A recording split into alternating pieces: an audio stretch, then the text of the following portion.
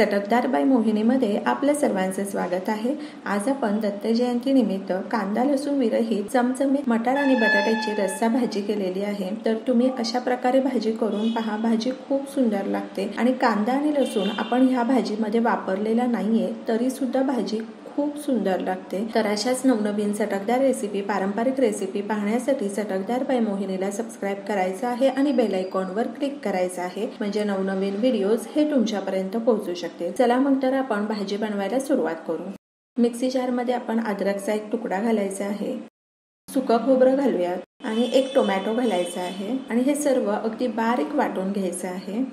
तर ह्या ठिकाणी मसाला वाटून तयार आहे। चला मग तर आपण भाजी बनवायला सुरुवात करू। ही भाजी आपण अगदी झटपट बनवणार आहोत, त्यामुळे ही भाजी आपण कुकर मध्ये करणार आहोत। तर कुकर गरम केलेला आहे, त्यामध्ये तेल घालायचं आहे, 2 लवंग घातलेले आहे, 2 मिरे घालूयात आणि 1 हिरवी वेलची घालायची आहे, 1 चमचा मोहरी घालायची आहे, अर्धा चमचा जिरे घालायचं आहे।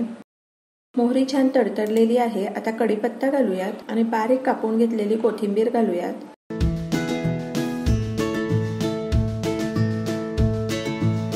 अर्धा चमचा हिंग घालायचा आहे आणि वाटलेला मसाला घालूयात।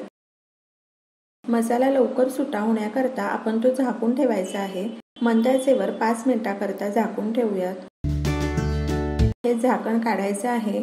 मसाला सुटा होत आलेला आहे।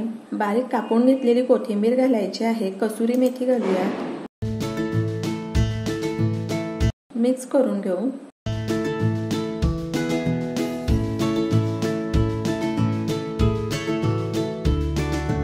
अर्धा चमचा जिरा पावडर घालायची आहे, अर्धा चमचा धना पावडर घालूयात, 1 चमचा पावभाजी मसाला घालूयात, अर्धा चमचा गरम मसाला घालायचा आहे, अर्धा चमचा हळद घालूयात आणि 1 चमचा मिरची पावडर घालायची आहे। मिक्स करून घेऊ। मसाले तुमच्या आवडीनुसार तुम्ही कमी जास्त घालू शकता। तर आपण ह्या भाजीमध्ये वाटणाचं प्रमाण हे अगदी कमी ठेवलेलं आहे, त्यामुळे आपण बटाटा घालायचा आहे। बटाटा अगदी बारीक कापून घेतलेला आहे आणि चवीनुसार मीठ घालायचं आहे।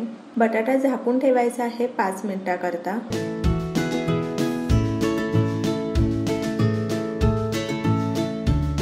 तर ह्या ठिकाणी 5 मिनिट झालेले आहेत। आपण झाकण काढायचं आहे। तर ह्या ठिकाणी आपण बटाट्याच्या अगदी बारीक फोडी करून घातलेल्या आहेत, कारण या भाजीमध्ये मसाला अगदी कमी घातलेला आहे। बटाटा शिजल्यानंतर त्याचा गाळ लवकर होण्यासाठी, त्यामुळे भाजी दाटसर व्हायला मदत होते। तर त्याकरता मी बटाट्याच्या अगदी बारीक फोडी केलेल्या आहेत आणि मटार घालायचं आहे। 1 ते 2 मिनिटाकरता मोठ्या आचेवर परतवून घेऊ। तुम्हाला हवा असेल तर या ठिकाणी तुम्ही उकडलेला बटाटाही वापरू शकता, त्यामुळे भाजी ही छान लागते आणि भाजीला दाटसरपणा येतो। साधारण 1 ग्लास पाणी घातलेलं आहे आणि मोठ्या आचेवर 3 शिट्ट्या द्यायच्या आहेत। तर ह्या ठिकाणी 3 शिट्ट्या झालेल्या आहेत। कुकर थंड झालेला आहे। 1 चमचा मिरची पावडर मी आणखी घालणार आहे आणि कसुरी मेथी घालणार आहे। मंद आचेवर 2 ते 3 मिनिटाकरता भाजी उकळू द्यायची आहे। ह्या ठिकाणी 3 मिनिटाकरता आपण भाजी छान उकळू दिलेली आहे। गॅस बंद करायचा आहे आणि ह्या ठिकाणी आपले कांदा लसूण न वापरता चमचमीत मटार आणि बटाट्याची भाजी तयार आहे। भाजी खूप सुंदर झालेली आहे। तर अशा प्रकारे तुम्ही भाजी करून पहा आणि मला सांगा कशी वाटली ते।